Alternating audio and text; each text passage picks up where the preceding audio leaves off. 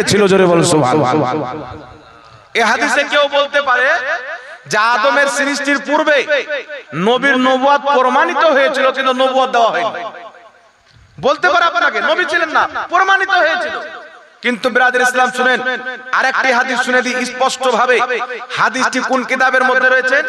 ইমাম বুখারী নিজের তারিখুল ইসলামের মধ্যে লিখেছেন, তাবরানী শরীফের মধ্যে ইমাম তাবরানী হাদিসটিকে লিখেছেন, হাকিম ইমাম হাকিম আল মুস্তাদরাক আলা সাহিহাইনের মধ্যে হাদিসটি উল্লেখ করেছেন। হাদিসটি উল্লেখ করে বলছেন হাযা হাদিসুন সহিহুল ইসনাদ, এই হাদিসের সনদ হচ্ছে সহিহ। কোন হাদিস? সাহাবা বলছেন ইয়া রাসূলুল্লাহ মাতা কুনতা নবিয়ান, ইয়া রাসূলুল্লাহ আপনি নবী কবে হয়েছেন? একটু জোরে বলেন না সুবহানাল্লাহ। ইয়া রাসূলুল্লাহ মাতা কুনতা নবিয়ান, আপনি নবী কবে হয়েছেন? আমার নবী বলছেন কুনতু নবিয়ান ওয়া আদামু বাইনার রূহি ওয়াল জাসাদ, আমি ওই সময়তে নবী ছিলাম যখন আদমের দেহ একদিকে আত্মা আর একদিকে ছিল, আমি মুস্তাফা নবী ছিলাম। বল সুবহানাল্লাহ। তাহলে নবী কি আকীদা দিচ্ছেন? আদমকে কমপ্লিট করার পূর্বে আমি নবী ছিলাম। এবার আরেকটি হাদিস শুনেন, মুসনাদে আহমদের মধ্যে সহিহ হাদিস, ইমাম মুনজিরি হাদিসটিকে সহিহ বলেছেন। আমার জানা মতে কমবেশ 5 জন ইমাম হাদিসটিকে সহিহ বলেছেন। হাদিসটি কি? সাহাবা জিজ্ঞাসা করছেন ইয়া রাসূলুল্লাহ মাতা জুইলতা নবিয়ান, ইয়া রাসূলুল্লাহ আপনাকে নবী কবে বানানো হয়েছে? জোরে হবে না সুবহানাল্লাহ। মাতা জুইলতা নবিয়ান, আপনাকে নবী কবে বানানো হয়েছে? আমার নবী বলছেন ওয়া আদামু বাইনার রূহি ওয়াল জাসাদ, যখন আদমের দেহের মধ্যে আত্মা ভরা হয়নি আল্লাহ তাবারাক ওয়া তাআলা আমাকে নবী বানিয়ে দিয়েছেন। জোরে বলুন সুবহানাল্লাহ। তাহলে হাদিস থেকে কি বোঝা গেল? আদমের সৃষ্টির পূর্বে আমাদের নবী, তাই আদমের নবুয়তের আগে আমাদের নবীকে নবুয়ত দেওয়া হয়েছে। আদমের নবুয়ত নবীর নবুয়তের সাদকাতে, ইব্রাহিমের নবুয়ত নবীর নবুয়তের সাদকাতে, জমিন ও আসমান নবীর সাদকাতে, জান্নাত ও জাহান্নাম নবীর সাদকাতে। তাই আলা হযরত বলছেন ও जो ना थे तो कुछ ना था, वो जो ना हो तो कुछ ना हो, जान है वो जहान की, जान है तो जहान है। এবার একটা প্রশ্ন থেকে গেল বাবা, ওয়াহাবি বলবে হুজুর 40 বছর আগে যদি নবী হয় তাহলে 40 বছর আগে নিজের নবুয়তের দায়িত্ব পালন কেন করেননি? 40 বছর পূর্বে নিজেকে নবী কেন বলেননি? তার উত্তর আমি কোরআন পাক থেকে দিচ্ছি। আল্লাহ তাবারাক ওয়া তাআলা হযরতে মারইয়াম রাদিয়াল্লাহু তাআলা আনহাকে একটা সন্তান দিলেন, যিনার নাম হচ্ছেন ঈসা আলাইহিস সালাম। জানেন বিনা বিবাহতে বিনা বাপে আল্লাহ তাবারাক ওয়া তাআলা একটা সন্তান দিলেন। মারইয়াম তোমার গর্ভে আমি একজন নবীকে দিচ্ছি। মারইয়াম বলছে আল্লাহ এই নবী তো জন্ম হবে, তো যখন জন্ম হবে আমার তো বিয়ে হয়নি, আমার গ্রামের লোক জানে মারইয়াম একজন ইবাদত গুজার মহিলা, পাকিজা মহিলা, পর্দাশীল মহিলা, তাইয়্যিবা তাহেরা আবেদা মহিলা। মারইয়ামের গর্ভে সন্তান দেখবে, তারা তো জিজ্ঞাসা করবে মারইয়াম তোমার তো বিয়ে হয়নি, সন্তান কোথায় পেয়েছো? আল্লাহ আমি উত্তরটা কি দিব? আল্লাহ বলছেন মারইয়াম চিন্তা করতে হবে না, তারা যখন জিজ্ঞাসা করবে সন্তানটা কে কোথায় পেয়েছো, তুমি বলবো ওই সন্তান কি জিজ্ঞাসা করো, আমাকে জিজ্ঞাসা করিও না। আমার কোলে যে সন্তান, এই সন্তানকে জিজ্ঞাসা করো সে কে। মারইয়াম রাদিয়াল্লাহু তাআলা আনহার গর্ভে ঈসা আলাইহিস সালাম ভূমিষ্ঠ হলেন। কোলে করে নিয়ে আছেন কয়েকদিনকার ছেলে। গ্রামের লোকরা বসেছেন বাইসি। কোন মহিলা অপরাধ করলে গ্রামের লোক বিচার করেন না আপনারা? তো গ্রামের লোক বসেছেন, মারইয়াম ছেলে কোথায় পেলে, তোমার তো বিয়ে হয়নি। মারইয়াম বলছে আমাকে কি জিজ্ঞাসা করছে, ছেলেকে জিজ্ঞাসা করো। মারইয়ামকে তো আল্লাহ বলে দিয়েছেন। মারইয়াম রাদিয়াল্লাহু তাআলা আনহা যখন বললেন, গ্রামের লোক যখন জিজ্ঞাসা করলেন, আল্লাহ কোরআন পাকে বলেন ক্বালু ইন্নী আব্দুল্লাহি ওয়া আতানিয়াল কিতাবা ওয়া জাআলানি নবিয়্যা। ঈসা আলাইহিস সালাম মায়ের কোলে কয়েকদিনকার সন্তান বলছেন ইন্নী আব্দুল্লাহি, আমি হচ্ছি আল্লাহর বান্দা, ওয়া আতানিয়াল কিতাবা, আল্লাহ আমাকে কিতাব দিয়েছেন, ওয়া জাআলানি নবিয়্যা, আল্লাহ আমাকে নবী বানিয়েছেন। আর একটু জোরে হবে না সুবহানাল্লাহ। তো ঈসা আলাইহিস সালামকে আল্লাহ কোথায় নবী বানিয়েছেন? মায়ের কোলে বলছেন আল্লাহ আমাকে নবী বানিয়েছেন। এটা কোনো হাদিস নয় যে সহিহ না জয়ীফ দেখতে হবে, এটা কোনো হাদিস নয় যে সহিহ জয়ীফ দেখতে হবে। আল্লাহ কোরআন বলছেন ওয়া জাআলানি নবিয়্যা, ঈসা নবী বলছেন মায়ের কোলে আল্লাহ আমাকে নবী বানিয়েছেন। তাফসীরে তাবারির মধ্যে লেখা আছে ঈসা আলাইহিস সালামের মুখ বন্ধ হয়ে গেল এই কথা বলার পর। স্বাভাবিক যেমন বাচ্চা কথা বলে তেমন ভাবে কথা বলতে আরম্ভ করলেন। তিনার বয়স যখন 30 বছর পার হয়, 30 বছর বয়সের পর তিনি নবুয়ত ও রিসালাতের প্রচার করলেন। বলুন সুবহানাল্লাহ। তাহলে 30 বছর পর্যন্ত তিনি চুপচাপ ছিলেন। তো 30 বছর পর্যন্ত নবী ছিলেন কি ছিলেন না? জোরে বলতে হবে। ও তো মায়ের কোলে নবী হয়ে গেছেন, তো 30 বছর পর্যন্ত তো নবী ছিলেন। কেউ যদি বলে ছিলেন না, মুসলমান থাকবে না, কোরআন বিরোধী আকীদা রাখার কারণে মুরতাদ হয়ে যাবে। সুতরাং 30 বছর যেই কারণে ঈসা আলাইহিস সালাম চুপচাপ ছিলেন, আমার আপনার নবী 40 বছর সেই কারণে চুপচাপ ছিলেন। তাহলে এই প্রশ্নটাই বেকার যে 40 বছর পূর্বে নিজেকে নবী কেন বলেনি, তো ঈসা আলাইহিস সালাম 30 বছর পূর্বে কেন নবুয়তের দায়িত্ব পালন করেন? তাহলে কি বোঝা গেল? আল্লাহর নবুয়ত দিয়ে দেন, যখন আল্লাহর অর্ডার হয় দায়িত্ব তখন থেকে পালন করে। জোরে বলেন সুবহানাল্লাহ। বেটা যেই দিন জন্ম নিল বাপের বেটা, কিন্তু যখন বেটার উপর আল্লাহ বাপ দায়িত্ব দিয়ে দিল, জিম্মেদারি চাপিয়ে দিল, কখন চাপায়? বেটা যখন যোগ্য হয়। ঠিক না বেঠিক?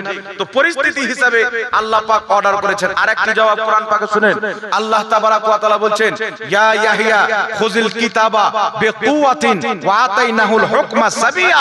আল্লাহ বলছেন, ইয়া ইয়াহইয়া কিতাবকে শক্ত করে ধরে নাও, আমি আমার ইয়াহইয়াকে শিশু অবস্থায় নবুয়ত দান করেছি। তাহলে কি বোঝা গেল? ইয়াহইয়া আলাইহিস সালাম শিশু অবস্থায় নবী হয়েছেন, ঈসা আলাইহিস সালাম মায়ের কোলে নবুয়ত পেয়েছেন, আর মুহাম্মদ রাসূলুল্লাহ আদমকে সৃষ্টি করার পূর্বে নবী হয়ে গেছেন। তাই আলা হযরত বলছেন কি বলছেন? উনি প্রথম, উনি শেষ, উনি আছেন, দুনিয়া আছেন, উনি নাই তো দুনিয়া নাই।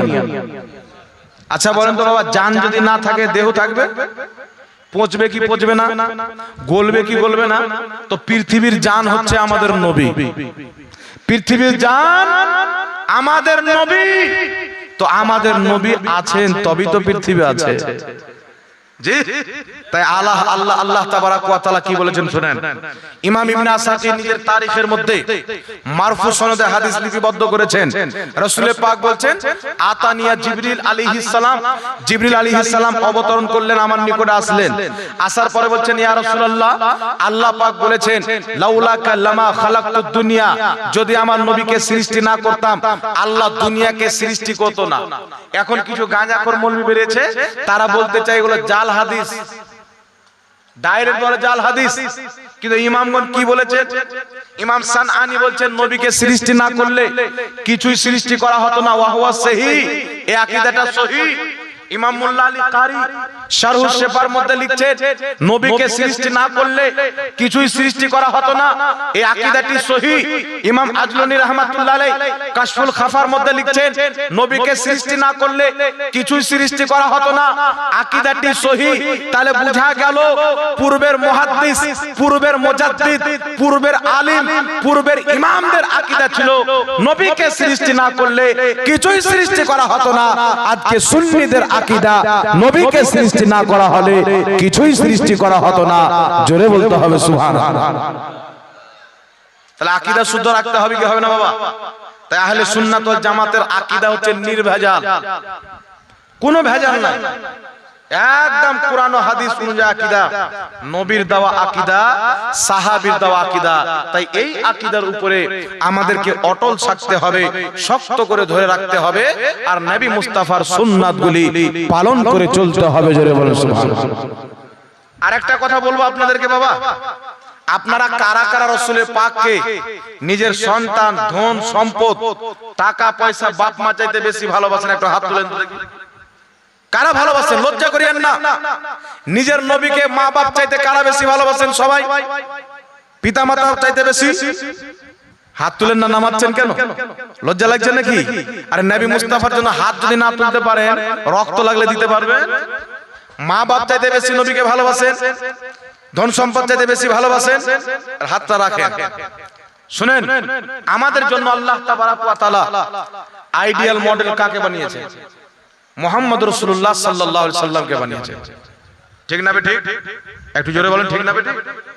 আজকে আমাদের যুবক, আজকে আমাদের সমাজের ভাই বাবুরা অনুসরণ করছে অমুসলিমদেরকে। চুল কাটবে তো দেখছে সালমান খান কি করে কেটেছে, শাহরুখ খান কি করে কেটেছে, বিরাট কোহলি কি করে কেটেছে, সূর্য কুমার কি করে কেটেছে। মানে চুল কাটতে যাবে তো দুনিয়ার ন্যাংটা হিরো গালাকে দেখবে, কিন্তু তার নবীর চুল কিরকম ছিল এটা একজনও দেখে না। দেখে কি? দেখে? একটু জোরে বলতে হবে দেখে। তাহলে আমাদেরকে কি করতে হবে? আপনি যদি কোনো হিরোর অনুসরণে চুল কাটেন, আপনাকে মানুষ ভালো বলবে না। আপনি মুহাম্মদ রাসূলুল্লাহর সুন্নাতে চলেন, পুরো কায়নাতকে আল্লাহ আপনার পিছে করে দিবে। জোরে বলেন সুবহানাল্লাহ। আর সারা পৃথিবী গাউসে আজমের গুণগান করছেন, তিনার পিছে চলছেন। গরিব নওয়াজের গুণগান করছেন, তিনার পিছে চলছেন। কারণ হচ্ছে তিনারা পৃথিবীর কাউকে অনুসরণ করেননি, মুহাম্মদ রাসূলুল্লাহকে অনুসরণ করেছেন। আপনার চলাফেরা নবীর মতন যদি হয়ে যায়, আপনার চুলের স্টাইল নবীর মতন যদি হয়ে যায়, দাড়ির স্টাইল নবীর মতন যদি হয়ে যায়, লেবাসের স্টাইল নবীর মতন যদি হয়ে যায়, আপনার বসা, আপনার উঠা, আপনার ঘুমানো, আপনার খাওয়া দাওয়া, পান করা, চলাফেরা, ইবাদত, প্রত্যেকটা জিনিস যদি নবীর সুন্নাত মোতাবেক হয়, আপনি সাধারণ ব্যক্তি থাকবেন না, আল্লাহ আপনাকে নিজের বন্ধু বানিয়ে নেবেন, নিজের ওলি বানিয়ে নেবে, আর এই পৃথিবীকে আপনার পিছনে করে দিবে। যেমন দুনিয়া খাজা মঈনুদ্দিন চিশতির গুণগান করে, আলা হযরতের গুণগান করে, এই জন্য না যে তিনি পাঠান খানদানের ছিলেন, এই জন্য না যে গরিব নওয়াজ সৈয়দ ঘরানার ছিলেন, এই জন্য পৃথিবী গুণগান করে যে তিনারা নিজেকে আল্লাহ আল্লাহ নবীর মহব্বতে বিলিয়ে দিয়ে ইসলামের খিদমত করেছেন। জোরে বলেন সুবহানাল্লাহ। তাহলে আপনাদেরকে একটা বলতে চাই ব্রাদার ইসলাম, আমাদেরকে অনুসরণ কাকে করতে হবে? কথা বলতে হবে বাবা, নবীকে না অনুসরণ করতে হবে? জি, কেমন মুসলমান জানছেন না? কাকে অনুসরণ করতে হবে? একটু জোরে বলেন কাকে? এই মা বোনেরা আপনারাও ভালো করে শুনেন, আমাদেরকে অনুসরণ করতে হবে নবীকে। ঠিক না ভুল? হাত তুলে বলেন তো ঠিক না ভুল? সবাই বলছেন না? নবীকে অনুসরণ করতে হবে। তো আমার নবী ছেলে মেয়ের বিয়ে দিয়েছে কি দেয়নি? মেয়ের বিয়ে দিয়েছেন না? হযরত ফাতেমার বিয়ে হযরত আলী দিয়েছেন কি দেননি? জোরে বলেন। মোটরসাইকেল নিয়েছিল, 4 চাকা, 5 চাকা। আবু বকর সিদ্দিক নিয়েছেন, ওমর ফারুক নিয়েছেন, আলা হযরত নিয়েছেন, গাউসে আজম নিয়েছেন। তাহলে তিনারা মোটরসাইকেল না নিয়ে এত বড় আল্লাহর ওলি হয়ে গেছে, আর আমরা 4 চাকা মোটরসাইকেল লাভার পরেও ফকির হয়ে থেকে গেল। ফকির কাকে বলে জানেন? স্ট্যান্ডার্ড ফকির, স্ট্যাম্প ওয়ালা ফকির, একবারে জঘন্য ফকির। যে বেটার বিয়ে দিবার বলছে যে একটা মোটরসাইকেল দিবেন, আপনার বেটিকে নিয়ে বেটা কুরবানি খেতে আসবে। এরকম হয় কি হয় না আমাদের সমাজে? বেটা লজ্জা লাগে না, শরম লাগে না? যারা বেটার বিয়ে দিয়ে চেয়ে মোটরসাইকেল নেন, টাকা নেন, পয়সা নেন, জমি নেন, লজ্জা করা উচিত। আর এক চুল্লু পানি নিয়ে নাকে ভরে মরে যান। হ্যাঁ, কারণ আপনি বেটা জন্ম দিয়েছেন ভিক চাওয়ার জন্য। আপনার বেটা হয়েছে আর আপনি স্বপ্ন দেখলেছেন ভিক চাওয়াবো, একটা মোটরসাইকেল নেব। ইসলামে ছেলের বাপ হোক ছেলে হোক, নিজের পক্ষ থেকে মেয়ের পক্ষের কাছ থেকে কিছু চেয়ে নেওয়া, আটেনা যদি চেয়ে নেয়, ওই আটেনাটাই হলো হারাম। এই হারাম আপনাকে নিয়ে যাবে জাহান্নাম। আপনার কবরের ব্যারাম উঠাবে, ব্যারাম। আপনি কি মনে করছেন শিয়ানা বডি বিল্ডার? একবার মরে দেখেন, রাস্তার কুকুর যেমন মরে যায়, 3-4 দিন পরে তার দেহে যেমন সাদা খুঁড়িবেদি পোকা লেগে যায়, আপনাকে কবরে রাখা হবে, আপনার দেহে এমন এমন পোকা চিবিয়ে চিবিয়ে খাবে, আপনি আপনার দেহ দেখবেন, কষ্ট পাবেন, কিছু করতে পারবেন। কি করবেন? 4 চাকা? কি করবেন 2 চাকা? মনে করছেন আল্লাহ ছেড়ে দিবে? না। এই পৃথিবীর মানুষ, আল্লাহ পাক ছাড় দেয় কিন্তু ছেড়ে দেয় না, এটা মনে রাখতে হবে। আপনি কোথায় কি করেছেন, কোথায় কি করেছেন, জাররা জাররার পর্যন্ত আপনাকে হিসাব দিতে হবে।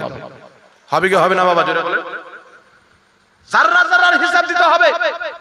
আমার নবী সাল্লাল্লাহু আলাইহি ওয়াসাল্লাম এই যে লেনদেন এত টাকা দিতে হবে, এটা মোটরসাইকেল দিতে হবে, এটা হারাম কি জাহাঙ্গীর মৌলভী বানিয়েছে না নবী বানিয়েছে? কথা বলেন। নবী বানিয়েছেন না? এক জায়গাতে বলছি একটা লোক রেগে গেছে, মানে ও ব্যাটার ফকির ভিক চেয়েছে, একে কিন্তু লেগে গেছে বাবা।